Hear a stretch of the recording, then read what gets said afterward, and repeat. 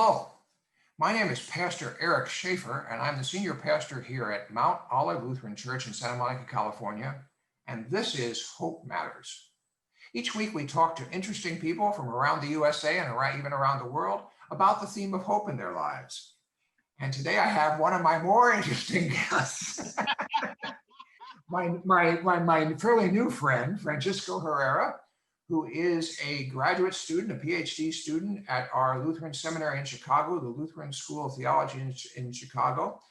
But I think the reason I asked Fransicso to be with us is I know from other connections and hearing him speak that he is a recognized leader of, what should we say, Fransicso, younger and progressive Lutherans. I think that's great.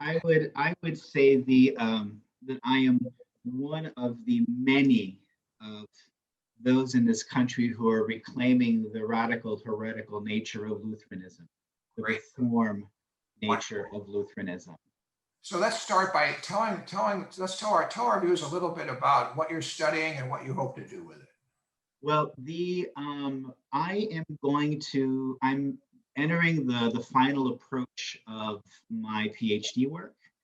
I am in the program. It is specifically, I'm getting a PhD in World Christianity and Global Mission, which basically means I'm a missiologist. So I actually study the history of mission in the world. I have how has the church spread and functioned over time? How has the way that we have communicated and translated the gospel changed over time? I kind of stumbled into it, to be honest, but I've just been very fortunate the way the Spirit has guided me this entire time, because it is very much who I am. I don't know how well people at home can see it, but I'm a crazy mess evangelist. When I first really became a Christian in the early 2000s, when I was living in Europe at a really amazing Lutheran church in Geneva, Switzerland, with 39 different languages and 47 different nationalities in one community. I worshiped there many times. Yes. Steve Larson is a dear friend who was pastor there many years. Steve Larson is the one who confirmed me. How about that? Steve Larson confirmed me. But for me, being there really changed everything about me, because I was certainly leaning towards Christ at that point. I wasn't a Christian yet, but I've been reading scripture for some time, and certainly I felt the pull of Christ on my heart.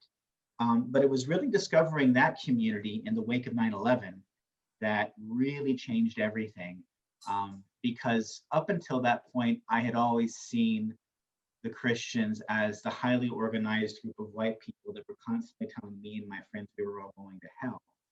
And I knew that wasn't true. I mean, I'm an Eagle Scout, so I would go to church pretty regularly. My troop met in the church, a Methodist church. I certainly, I come from a Roman Catholic background, so the church as an institution is something that I always understood but was never a part of, largely because of what happened with my parents' marriage in the late 70s. But the iteration of the faith I always grew up with was, not only did I see them as intolerant and horribly white, but they were violent to me as a queer person, especially in the 90s. So going to this church was able for me to change that, because for the first time in my life, I saw the full and total global pull of the Holy Spirit, and how she brought this community that was so unbelievably diverse, and oftentimes in ways that were very difficult. Talking about sexuality and marriage with people from West Africa is going to be a little bit different than talking about them with people from the United States or Canada. At the same token, talking about charity and engagement with members of your congregation is very different. It's a very different discussion when you're talking to people from the Philippines or from Indonesia, as opposed to the U.S.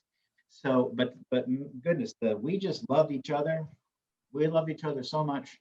But yeah, that's how I came into the faith, and was this congregation. And my evangelism bug hit me pretty hard. I got this tattoo. I worked as a bartender. I'd wear a white shirt so people could see it, and they would of course ask questions about my faith. I was studying classical music at the time, And it's already, classical music is not so different from rock music. There's a fair amount of suspicion of something like the church. But I'm also in Geneva, Switzerland, which is a pretty secular state. I'll never forget one of my colleagues, a Bulgarian pianist, just one day we were just having coffee in the student lounge, and she noticed my tattoo, and she literally stood up, put her hands in her hair like this, and goes, "Oh, mais Fransicso, pas toi!" Like, Fransicso, not you. It was like I was dead, you know. But it really made a mark on me. And so for me, my time there and the experience of being with people from all over the world and That's great. praying in all these different languages, singing in all these different languages, these are people who really struggled with the faith and really worked hard to be in a community. We were all foreigners. We were all foreigners living in a city of foreigners. And so when I started the PhD program, or when I entered this PhD program, it was really like coming home. The majority of the students in so many of my classes were international students. I remember my very first course was with my advisor, Peter Vedanagamoni, who's from India. And we talked more about Jesus and the gospel and the church in that one class than I think I had in at least 30 or 40%, no more, 60 to 70% of all of my coursework in seminary in my MDiv studies combined. Like, that was just how amazing it was, because these were folks from churches in India or from Myanmar or from Sri Lanka, Nigeria, Cameroon, all over. And so for these friends, the faith is still something very vital and alive. And I completely meshed into this. And admittedly, too, my first experiences with the church were still here in the US, but they were with the evangelicals, kind of more fundamentalist folk. I never had any question about trying to become a member of their community. Like I knew that wasn't happening. I was queer, I was Latino, I was very different, I was artsy, I was loud. But my goodness, those people loved me. They prayed with me, they cried with me. They welcomed me into their spaces. Like I said, I never had any question about whether or not they give me full membership, because they would have me do X, Y, and Z. But they saw me as a child of God first and foremost. They may have seen me as a fallen sinner, but they still saw me as a human being first. And that's something that I don't really see in a lot of white progressive, especially Lutheran spaces. And so, but there's an intensity of the faith, and I found that in the global church, because they very much see that the church is something that protects them and their lives. Yeah. We could have a whole other conversation about that. As you know, I think I've traveled widely and taught in a few other countries too. So before we began the recording, how did you term yourself? You say Christian agitator. Christian agitator. So tell our viewers what that means for you. Well, so there are basically two parts. So there's Christian and agitator. So now, as a Christian who agitates, that's really kind of me in the public sphere. Like, for instance, right now, I'm in the middle, so I have this little bracelet on today. There is a young girl, she's 7 years old. She's in first grade. Her grandmother, Betty Rendon de Madrid, is a Lutheran pastor. She was caught up in an ICE raid a little over a year ago here, year and a half ago here in Chicago. So I have been pretty intimately involved with the family, especially as a fundraiser. And currently, I am working with the family to raise money to pay for Layla's school, because she's one of these people for whom online learning is just not doing it. And she's 7 years old and still can't read, really. It was bad enough having her life completely torn upside down with Pastor Betty, but then the process of readjusting and going to school, and then everything went online because of COVID, and then this year starts, right? And so it's just not working. And so fortunately, we were able to find a place for her to study at Pilgrim Lutheran Church here on the north side of Chicago. The pastors are involved there, a really wonderful Anna Kari Johnson, who's actually from California originally. She certainly did a lot of ministry out that way. And her husband, Cristiano, who's the pastor of the school and the church. So she's now studying there, but of course that costs money. So as a Christian agitator, and I'm also doing a lot of fundraising. So I'm coordinating the fundraiser. We're working on raising $12,000. We're making really good progress. But I go and I agitate Christians. And for things that are normally not quite so concrete, I work very hard to make concrete, and I present it to them and I say, we need to do something about this. So that's myself as a Christian, as an agitator, right, to the world. The UPS man was at the door. I'm still kind of here by myself sometimes. So Okay. if our viewers might want to help in that process, how can they help? I'll give you a link. That we certainly could use. We just cleared the halfway point a couple of days ago for the fundraiser. So yes, absolutely. Any assistance we could get there would be really appreciated. That's great. Okay. So that's one half. Is like, okay, so me agitating Christians about, with the broader world, right?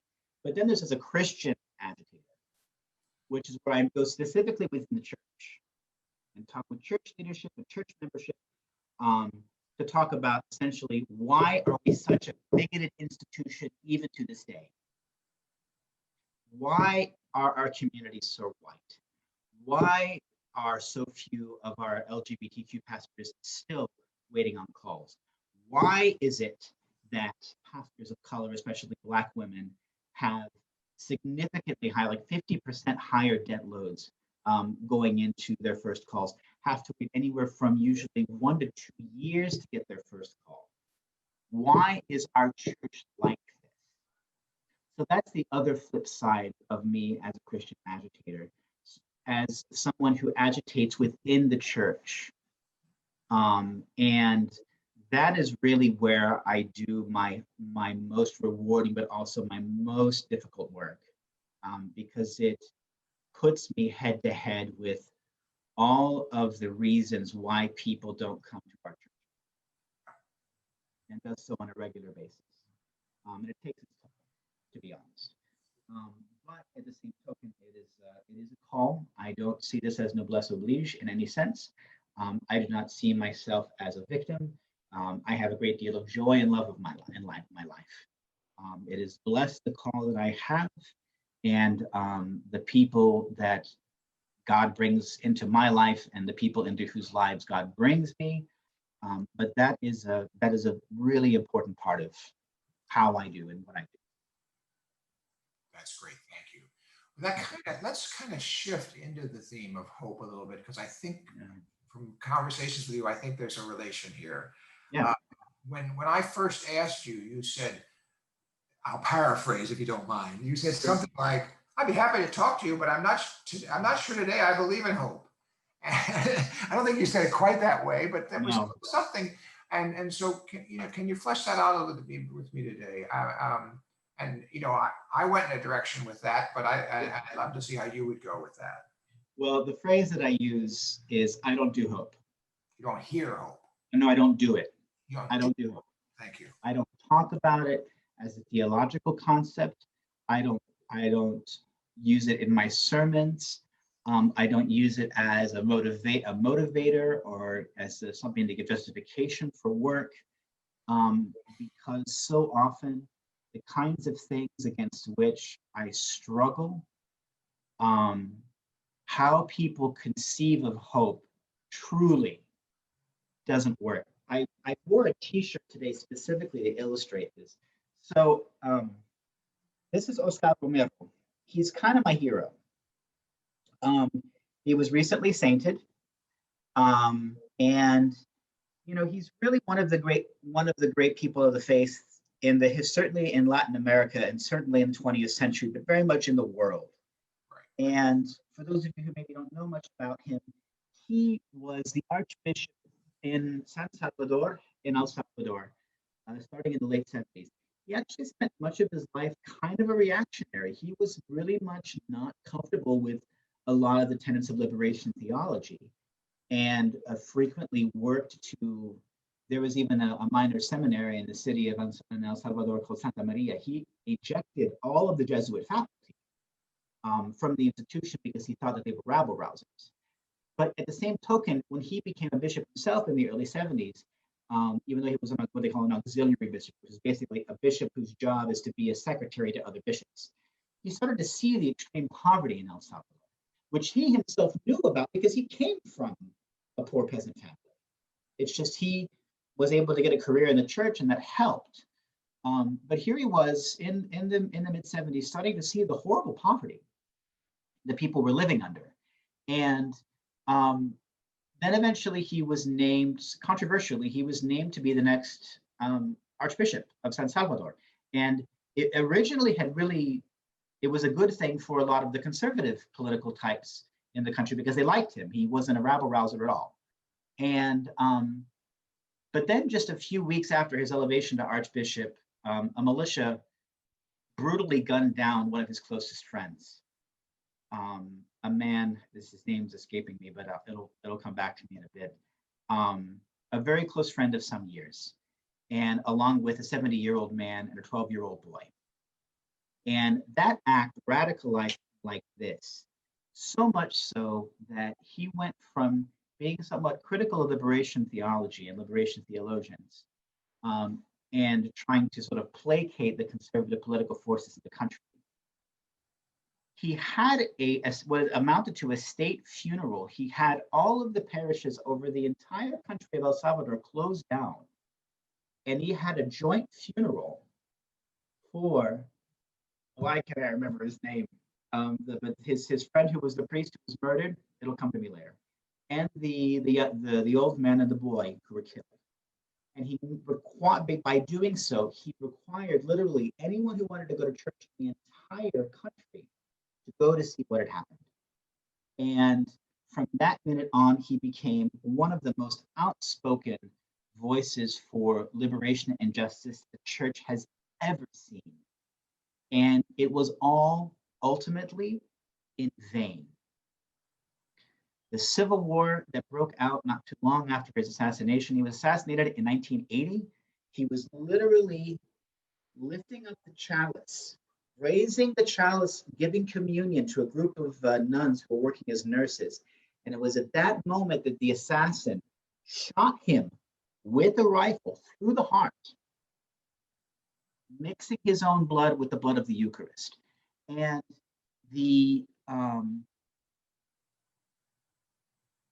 the country descended into civil war, and eventually the fighting stopped, but it has shifted. El Salvador still has significant problems internally with stability in the country, problems that were in large part heightened by the United States, because all of the militias and the government that were conducting these horrible repressions against the peasants, the people who supported Sando Romero, as we call him, right? The United States government was against them. Even Jimmy Carter himself, everybody talks about how peace-driven and everything Jimmy Carter was. Jimmy Carter was the one who funded a lot of the increasing of the military presence in San Salvador, and El Salvador in general. So, and even if the open hostility stopped between the militias and the government, now the fighting is between the government and gangs. And the government doesn't want to negotiate with the gangs because it just wants to be able to keep killing them. And still, people are dying, and still children are being conscripted into militias, and still the situation is difficult. And I don't say this as in a nihilistic sense, because I don't do that. I don't do nihilism. But it's a reminder that when we talk about liberation, especially those of us who literally live in the empire, those of us who live in the United States, our country, our government is responsible for an enormous amount of misery over the entire planet. What do those of us who are citizens of the empire have to say to something like the gospel?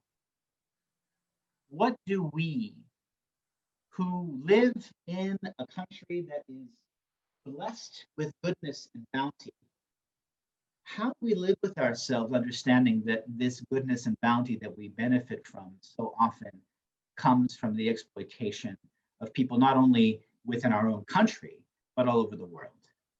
And so for me, when I say I don't do hope, it merely means that for me, I don't talk about, or I think talking about hope in terms of something that, well, it's going to get better. There are lots of, whether or not it gets better does not mean that that is the reason why we engage in these struggles. Look what happened to our Savior. Look what happened to the disciples. Look what's even currently happening to Christians in India, or in Indonesia, or in Pakistan, or in other parts of the world. So it's so living in a country like the United States, especially as I spend most of my time primarily in white spaces in the ELCA, I have a very hard time hearing people talk about hope, going to a protest against gentrification here in Chicago, while at the same token going back to their condos and their houses in the same neighborhood from which these same families were pushed out. I have a hard time hearing people talk about hope when the people who are talking about hope use it as a means to, in some respects, not only silence or mollify their own consciences, but in some respects even silence critical and angry voices. The theologian who talks about this the most these days is Miguel de la Torre, who's a professor at Iowa School of Theology. He has a marvelous book called Embracing Hopelessness, where he really talks about these things a lot. But the perspective that I take is a little bit different from him, in that I don't really, for me, I have received a call by God to be present among God's people and to be really, as a very dear friend of mine, Susanna, calls it, to be the tip of the arrow. That is my call. And because of that, it tends to keep me always moving forward. And I'm usually one of the first people into the fray. But the nice thing is that once I start getting in, it tends to open up a space for other people to follow, right? But I can never allow myself to think that the possibility of change is what motivates me. I'm motivated by the fact that I am called to be where I'm at, and that there are things that the Spirit has called me to do, and I need to do them. Now, I don't come down on people that talk about hope, because I understand that's a very, that's a personal thing. I think you explained it very well. And I had a hunch from knowing you a little bit that that's where you were going to go. So, yeah. That's actually why I wanted to ask you on the program, because I think it's a little different view than what we're hearing in some of the other papers, of course. So thank you for that. That was very, And talking about hope in the African American community or Latino communities is very different. Yeah. Oh, yeah. Very different. They have a comfort with that is beyond what the white church can understand. We talk about the peace that passes all understanding, the joy that cannot be contained, right? That's a very different thing. What would happen then if our communities understood hope in this sense? What I do to people, I don't do hope, but I do the promises of God. I do the promises of God. I put strength and hope and power in the promises of God. And this is something that I learned from the global church. This is something that I have learned, especially from the Black church. Have to give a bit of a shout out. One of my big mentors in this also was the Reverend Dr. Cheryl Perro, who currently is in the hospital and on the road to recovery. So I want to make sure I mention her name. She was a huge part of this. But what does it mean to be Black in this country? What does it mean to be Black in the widest religious community in the United States for decades? And to continue to work and to continue to show up and continue to show love and acceptance to all of these students and colleagues who likely don't really understand you truly, but to keep at it. And that kind of witness is very different when they talk about hope, because it has less to do with material things and more to do with like, no, I am I am seen. I'm a blessed and sanctified child of God, and nothing's going to change. I can get behind that all day. I can get behind that all day. And that's the basis of a lot of my preaching. That's the basis, because I'm still in white spaces all the time. And so when I don't preach on hope, but what I do talk about is the promises of God. And I talk to these very white, very privileged communities, and I basically say, look, this door isn't even, there's barely even a door here. There's a door, there's my bathroom. Maybe I should go over here. There's a veil here, right? That goes into my kitchen, by the way. There's a veil here. All you have to do is get up and walk through it. You don't have to open a door. You don't have to turn a knob. You don't got to deal with a creaky hinge. It's a bit of fabric. And so I try, when I preach, or I'm teaching for that matter, to tell people, come with me. See this life. See this vitality. Feel this power and this love. Feel it. It's much, much, much sturdier, more rewarding sustenance for your life than just talking about hope. Thank you, my friend. My pleasure. We need to probably wrap it up, but that's a good wrap, I would think. And okay. Very helpful. Good. And we have some more things we could talk about for sure. Sure, we can talk about, I mean, like, dude, you've been on the ground for a while. Like, you were at Churchwide, like back in the early days. You know, how that institution has changed over the years. Like, so for me, one of the things, so okay, I'm a historian, right? My PhD, I'm going to be in your neighborhood, by the way, because I'm doing my PhD research in California. I'm going to be spending some time, I'm doing an ethnographic research at a church in Los Angeles. Oh. We have a few details to work out yet, but it's looking like I'm going to be there for a few months. Anyways, but one of the things that for me has been interesting as I examine Churchwide and the polity and all of that, there's a really, really terrible irony that happened as the ELCA became more and more theologically progressive. It became, polity-wise, became more and more conservative. Because what was happening is that as some of the more progressive theological traditions started kind of coming more to the fore, that had their roots more in the LCA, where they were more accepting of women, more accepting of the LGBTQ community, you know, that kind of more progressive route. These, however, were communities that were a little bit more grounded upon the notion of an episcopate. These were communities that were the notion of top-down relationships were more important, and there was less horizontal structure. Ironically, it was the conservative ones that came from more conservative traditions, like the ALC or the AELC or any of the other sort of like the Howgians, for instance, right? And the Howgians were like, for all intents and purposes, kind of charismatic, right? These were communities that their sense of polity and church structure much more horizontal. There's oh goodness gracious, he's a retired historian. Is it Richard Stewart? He's gonna kill me when he sees this.